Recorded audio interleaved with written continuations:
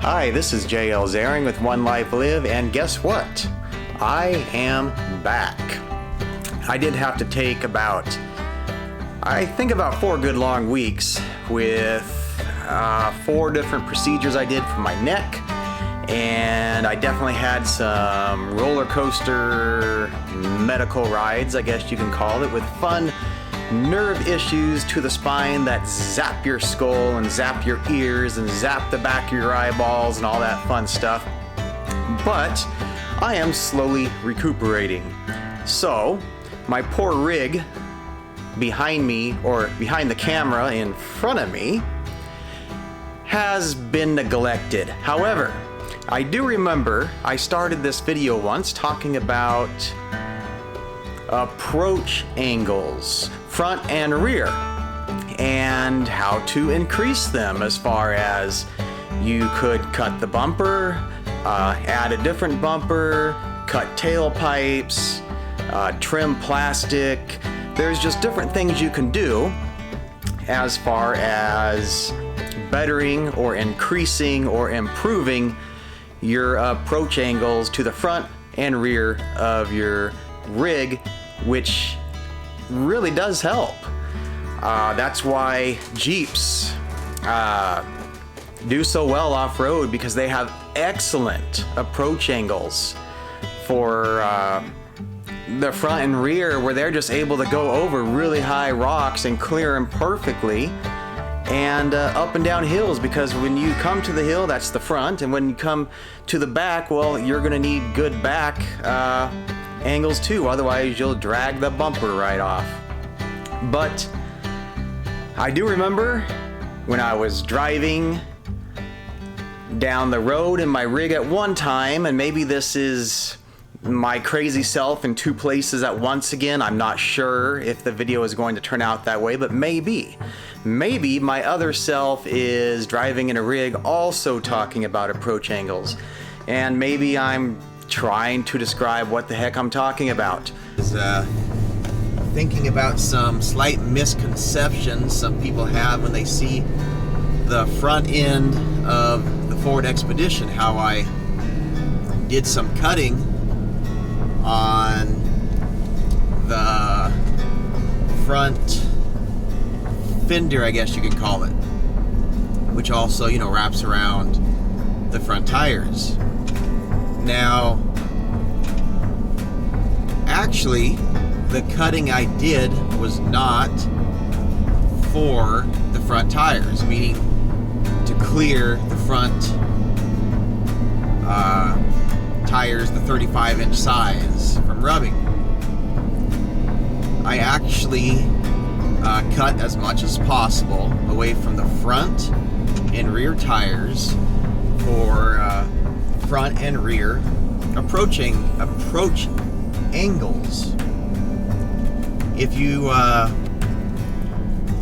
Google or look or go on YouTube and look at any type of off-road truck or truggy or Jeep, anything that is truly an off-road vehicle for going up steep terrain, down steep terrain, over big rocks, they do not have fenders covering the front and rear of the tires, because the fenders will then be hitting what you are trying to go over.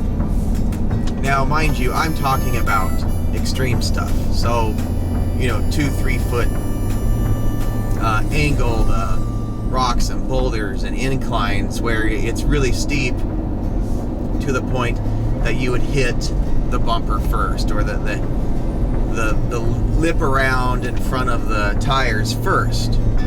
Mind you, if you have a Ford Expedition, you're at a slight disadvantage because it has a longer nose compared to, let's say, a Jeep, where the tires are really up front. That is what is so nice and awesome and wonderful for the Jeep owners.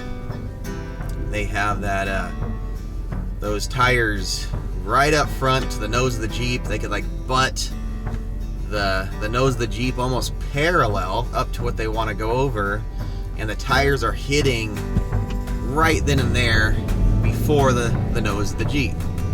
Where the Ford Expedition, if you tried that, you would hit the nose of the Expedition. So if you have a Ford Expedition, you have to go at more of an angle and hit the tires first and then cut in.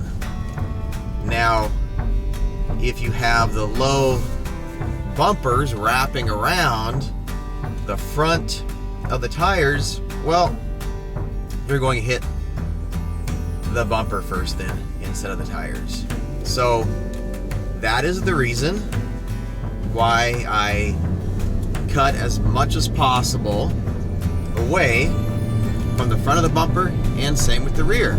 Well, here I'm going to go over there and show you what I did, how I did it, the little fun Proxxon tool I used, and you can also use a Dremel tool, either one, and the little wood slash, I'm looking at it right over there, wood slash plastic blade I also used on it. That worked excellent. So I'm going to head over here, show you all that, and show you what I did, how I did it, and how it easily improved my front and rear approach angles and made going off-road just that much more fun. I found that most of the body cutting for plastic was done great with my, I'm going to try to say my Proxxon tool with a wood cutter. I'll post those in the description, the links, so you get an idea what I'm talking about. Okay, I sort of lied. I told you we were going over here, and now we're back here. So, sort of lied, but the bottom line is, this is the Proxxon tool. Again, you can use a Dremel tool. I like the Proxxon tool because it is stronger for the most part compared to a Dremel tool. I have burnt out several Dremel tools. Hence, I went to the Proxxon tool and I have yet to burn this out. Now, the big thing when using the Proxxon tool or the Dremel tool is it is easier to do more precise cutting.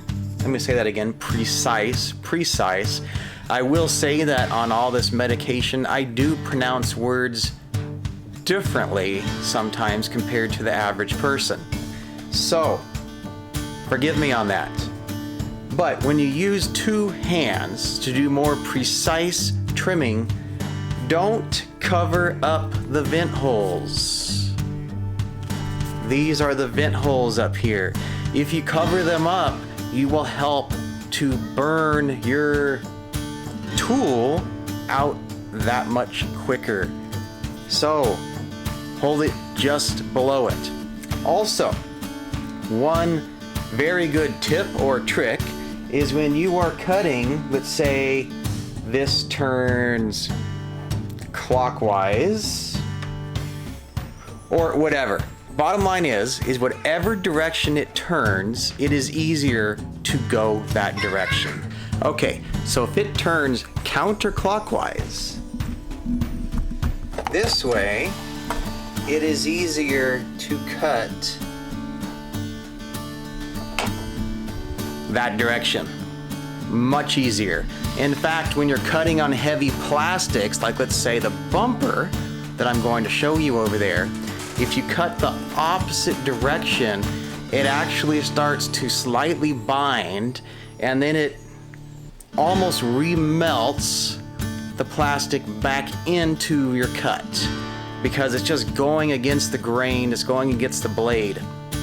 Also, when you go too fast, the best speeds that I do the cutting is between 5 and 7. Well, I think you get the point. I'm trying to turn this here. Do not really go past 7. It failed past 7, meaning it was cutting so fast, no matter which direction I did it, with the blade or against the blade, it cut it so fast it would remelt as soon as I went back as soon as I continue down the line, it would remelt right behind the blade. And I would have to keep going back and keep cutting it and cutting it and cutting it. So keep it between 5,000 and 7,000 tops RPM, if that is what it's called, revolutions per minute. There you go. And that will give you the best cuts on body plastic on the rigs. And I'm going to take you over there now and show you. I've been sort of hiding in here because there's these kids riding on bikes and everything, and they kind of run into me and stuff, and I have to run away from them. So I've been a little trapped in the garage. Right, Emma? She says right. She is looking at those kids right now. Okay, heading over there. Okay, I'm back. And those kids on the bikes are finally gone. So I'm going to try to get out there, but it's dark now.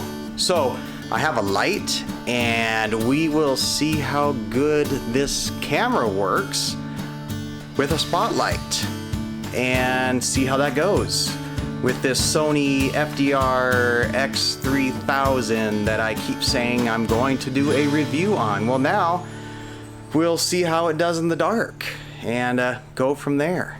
So let's see. Okay, I don't even know how much you can see from here, but right away you can see approach angles are heightened, along with it looks like a light on in the blue car.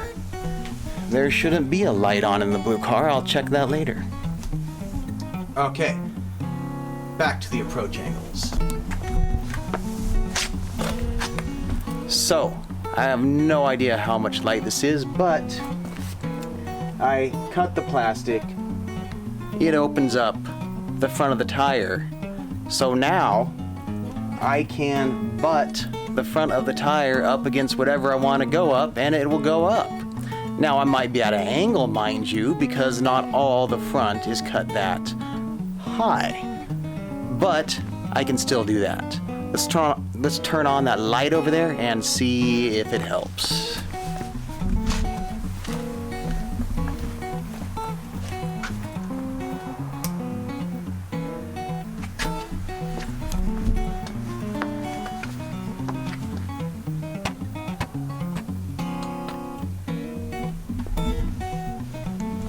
Okay, I'm in front of my light at night. It seems like I'm doing some like recon mission or something, but I'm not.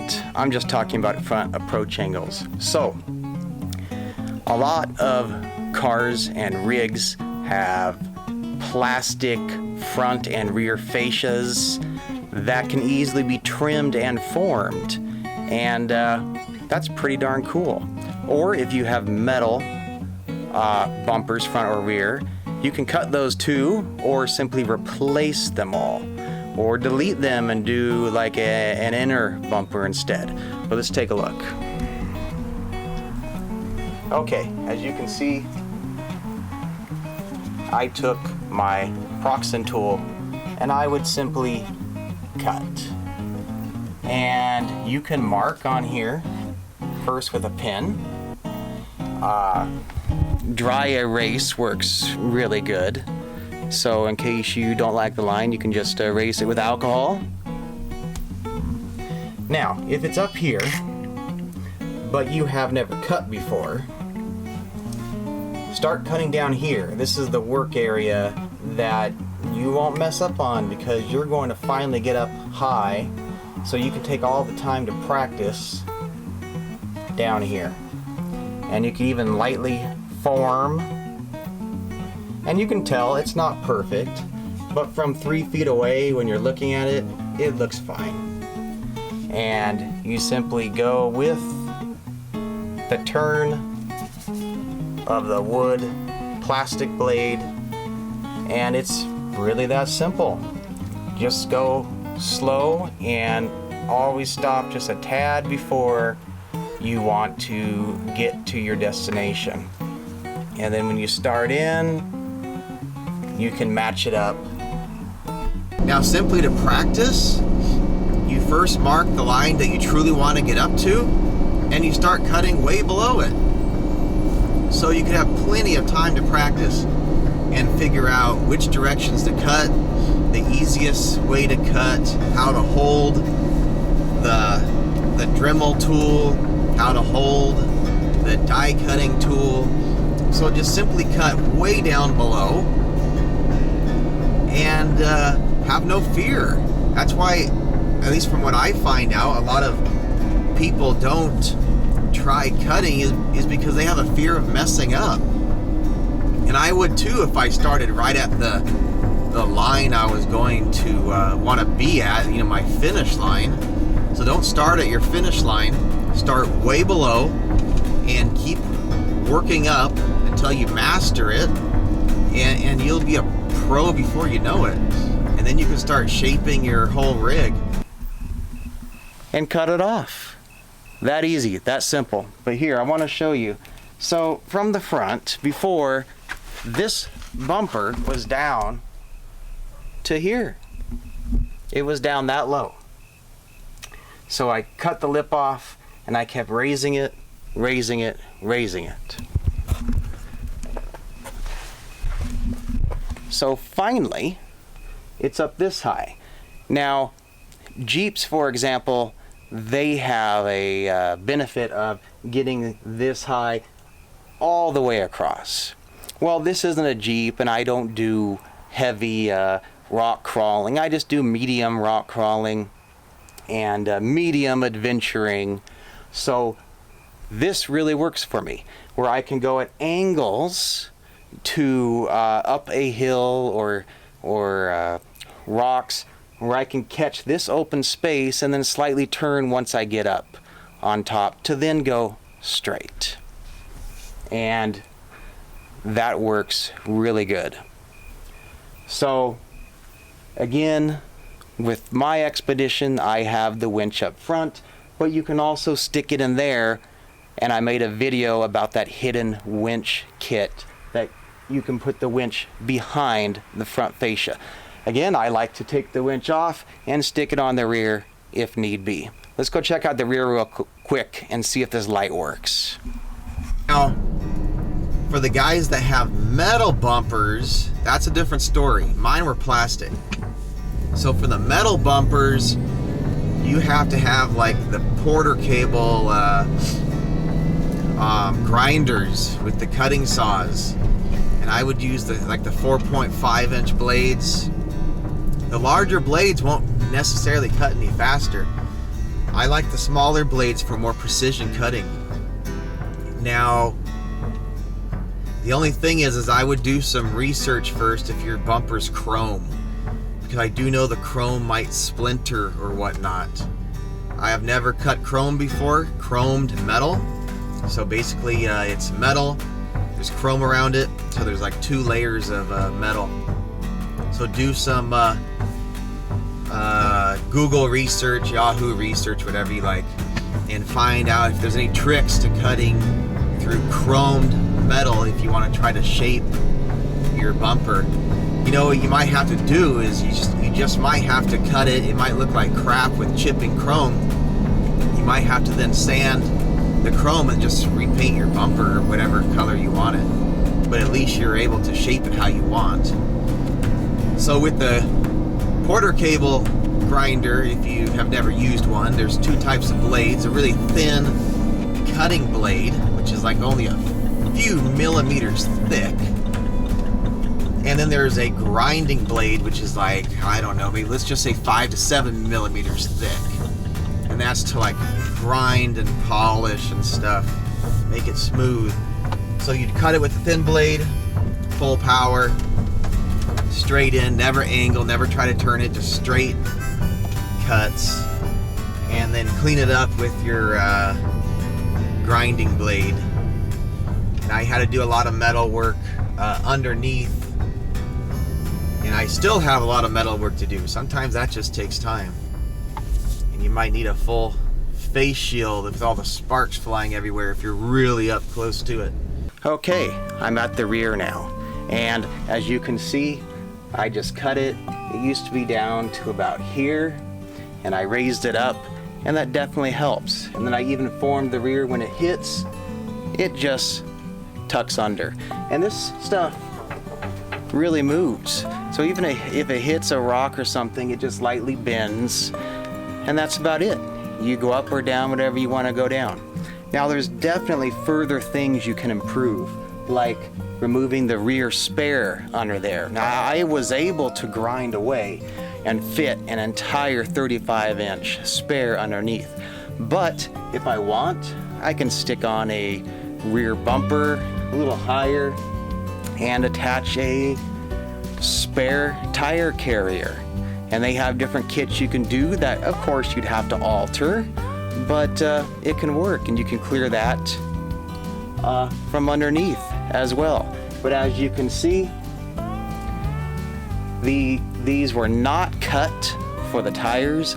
These were cut for rear and front approach angles.